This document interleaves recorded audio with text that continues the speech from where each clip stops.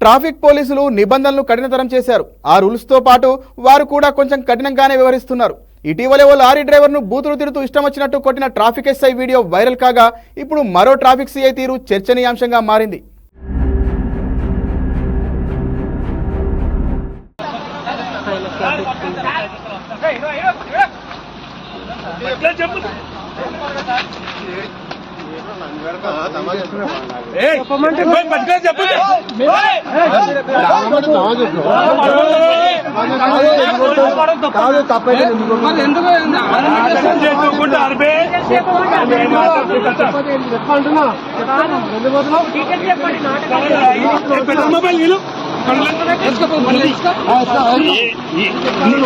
నీకే తోయలేదు మళ్ళీ